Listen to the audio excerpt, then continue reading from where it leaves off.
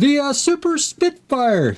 Last I left off, I did get the cockpit painted. I put a little bit of a wash in there, and I got the canopy attached with micro crystal clear. Now I'm in the process of actually just trying to get in the mood to tape the canopy off, and then I can shoot a deal of primer over it and see if I need to put any tulip on the edges here to make sure that it fits snug and tight. So about a day's worth of cutting out tape and taping off the canopy, and then I'll be ready to do some pre-shading, which you should be see it pre-shaded next, and you may see it with probably the bluish gray color. I'll probably get that on maybe today, who knows, to see how far we get. Markings, actually I'm going to go with this version right here, which is number 41 Squadron. I told I was allowed to pick and choose, so I'm going to pick that one because I think it's just a nice little standard lonesome fighter, so I think that'll work out just right. And of course, after we paint it, we'll do a little decal and do a little bit of weathering, and we'll make it look really sharp. So that's where I stand on that. So hopefully I will get some more done on that later today. If not, we'll get it done middle of the week. Well, I'm gonna do the Kettenkrad. The Kettenkrad, I did get the doors glued on, and they are not warped or wobbly, so we're good to go on there.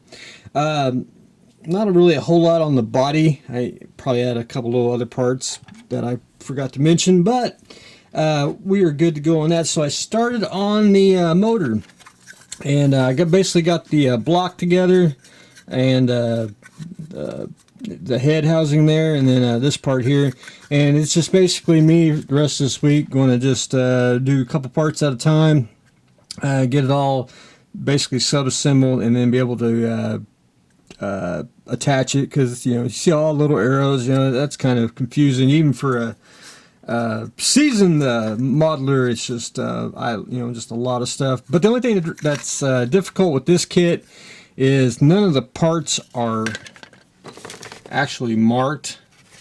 They're marked here, but you have to go back here to the cheat sheet and look where the part number is. So you got to do a little decipher, and that's about the longest part it takes to building the Kettenkrad. But once you get started, it's just finally it goes together good. Anyway, so I got to get this together, and once I get most of the parts on here, I don't really have to sand a whole lot, because like the oil pan, don't have to sand that seam hardly at all, because it'll fit somewhere like so.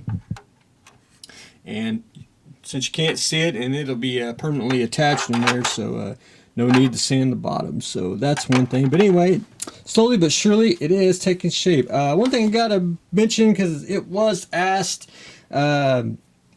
since the doors that were moving parts are the wheels and track move, and the wheels could have moved, but I went ahead and glued them on, as it's just the more that you have friction and spinning the wheels, and just more stuff that breaks off.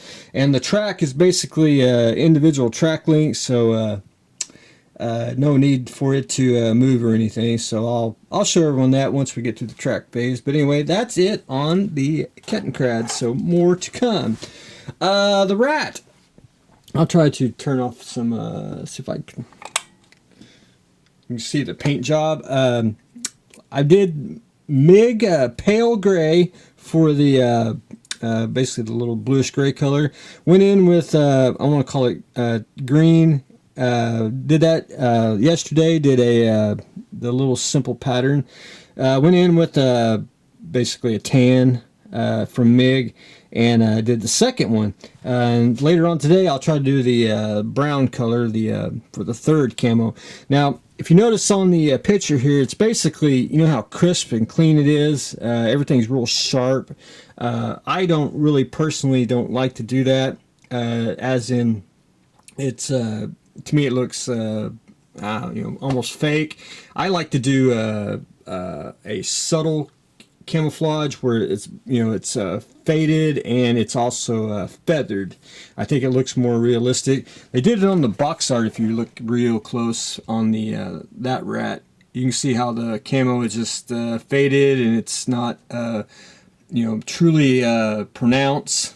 And in the same way with this one, once you get the brown on, and then once you start putting in some filters and some washes and everything, it'll tone it down a little bit more. But there's that, and it's taking shape.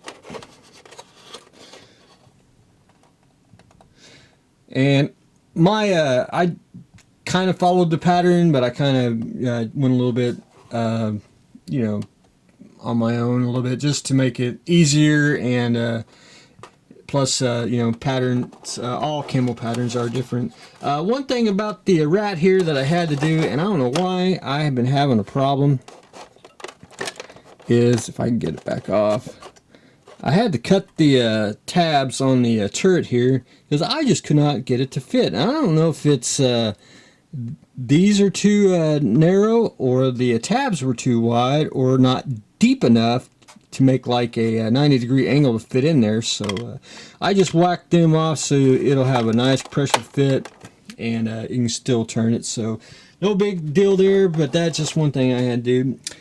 So basically I'm down to the brown on the camo, and then I'll do a little more, and then we got to do the tracks, and then filters, some pigments, and we'll do all kinds of stuff, and decals, and the rest of that. But anyway, brown will be up next on that. But while I had the tan out, I went ahead and did the basically a tan mouse, because I wanted to do one of those just to make it different. And then on Minnie Mouse here, I did the same camo pattern on it. So got to add the brown, then we'll do some washes and do the tracks and all that good stuff. But anyway, that is where we stand on the Rat. Viper, I'm going to paint it today. I swear I'm going to get the cockpit painted, but I gotta clean off the table. I gotta take some pictures, because I did get the canopy mask, and I gotta do, it's basically one thing at a time here, so we can get the so we can do the Monday Viper build. 71 Roadrunner. Now, in my pocket here, which you cannot see, I do got the alternator. I went into the shed last night and I dug one out, so I'll get that on probably later today. Hopefully I remember to tell everyone that I put it on. I don't know if you can see, I got my lights on, but I did paint the body. And the body here is painted with Sherwood green, which for now on, that is going to be my go-to cockpit color. I think this is top notch for a cockpit green, the Sherwood green from Scale Color. But anyway, I want to show everyone first, though. When I bought this, I knew exactly it was going to be basically a very light green, and I did a little dot right there on the bottom of the car there. And it's, you know, it's like they did crazy colors back in the 70s, and that would have been perfect if it was that color. But I added, I knew it was going to be a light, so I took some MIG here, either olive grun. I mixed, I just kept mixing until I finally got it, and I got a dark Sherwood green. Now it's not metallic. And it's, since it's an acrylic, it is flat looking, but this is basically the matching color. I mean, I got it almost to a point. However, it is flat finish, but once we get Future on and get a gloss coat on it, it'll change. It'll be a little more darker, and you know, for decals and everything else. But that is really, really close, and it's hard to see with no lights. It's hard to see it with lights. You know, it's just, I don't know, I try to get different, once you see it in different colors, it's, you know, even if you see it in natural light, it'll look like it. And I'll try to get a picture of the real thing and show you what the car looks like. But I did get the body painted, top and bottom. I did get the inside of the hood there painted, and the engine compartment, same color. I did have, you're supposed to put the car on the chassis and then put the bottom piece on here. I always find that it's a pain in the ass. So I just I glued it on, got it painted, and I'll probably do one more little coat, and after that I will probably seal it, and then it'll have to sit for a couple days once I get Future on, because I'm going to actually just pile it on the Future until we get it shiny and get everything protected. But anyway, that's where I stand on the 71 Roadrunner. The die-cast car, we're going to start that probably real soon, because this is going to have to dry, and I'm going to have to actually pull that out of the box, and I need to tape off the windows and everything, get it primered, because we're going to paint it, and I forgot the gentleman's name, race car that we're going to build. But it's basically an orange and yellow, excuse me, a brown and yellow race car. So, but the decal sheet's going to be the time-consuming part, because actually this is a one continuous sheet. So I'm going to have to actually, once I get it painted, I got to match the color of the decal sheet, but I also got to cut real close to the decal to get it to fit on the car. But we'll jump that bridge when we get there. We got lots and lots of time on that. So, but I did want to get the main body painted. And it's actually pretty damn slick. I mean, it's just a nice even coat, even with the scale color and mixing of the MIG paint, which we'll do a little paint review in just a minute. The decal car, as you can see right here, I have got all the decals on the car. I don't have to do the dashboard because they were already done, so we are good to go. I did get the I did the best I could and got the little pink decal that was screwed up there. I got it on. I basically spliced it on with just a scrap one. I got the hair the best I could, get it over as far as I could, splicing it together, and then I add a little of the vent that goes on there. If it's seeable, maybe. I do got the lights on. The one vent here, I really couldn't do anything. I mean, it just looked like I would put more vent decal on, if anything. I think the best thing to do, and I'll let you decide if you want to do it, and that's just I just paint like the edges black here on the inside, and I think that'll be just fine. It'll actually blend in with the rest of the car. So what I've got to do next is we got to do a little, just a little bit of repair work, and that's paint some parts here that go on each side, and then I got to paint just a little bit of silver and some of the black, just where some of the decal parts have, if they cracked or anything.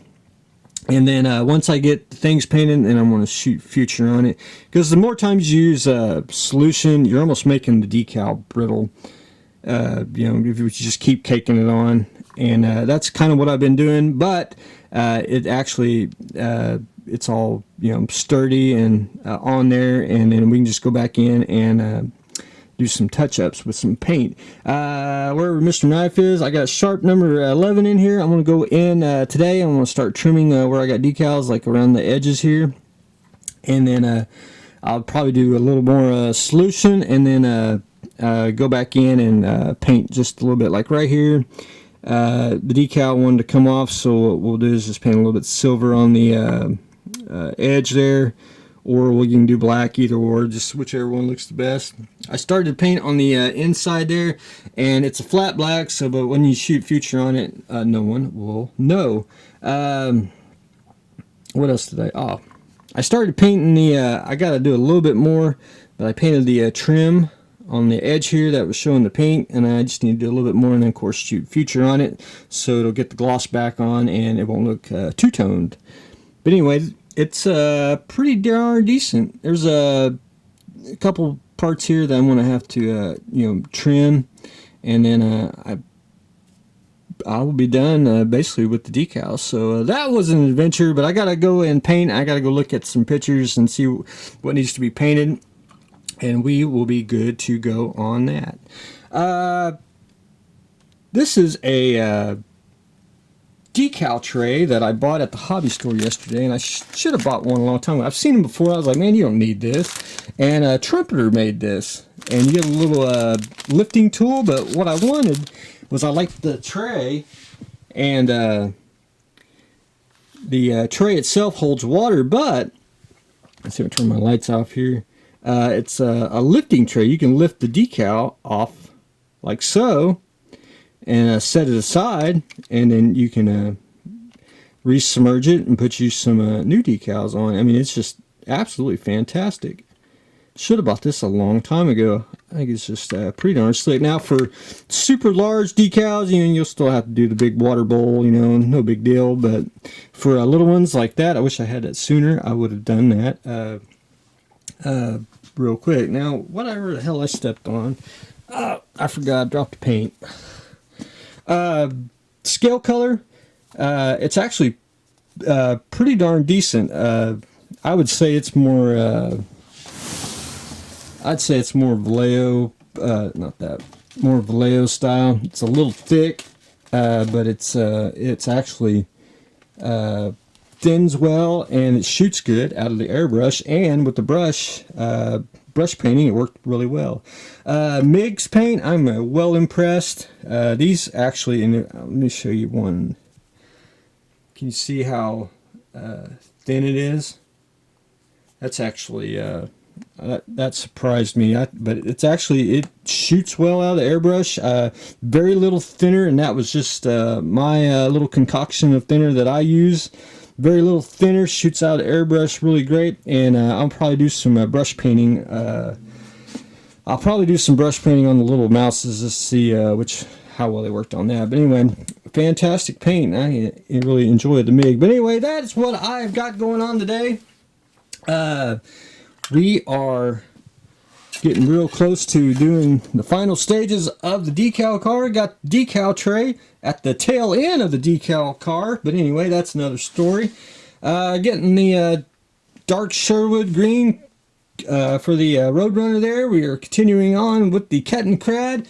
Hopefully do some more on the Viper. Getting the camo done on the Rat there. And we're going to start painting the Super Spitfire. So that's what I got going on today. So stay tuned for the next exciting episode.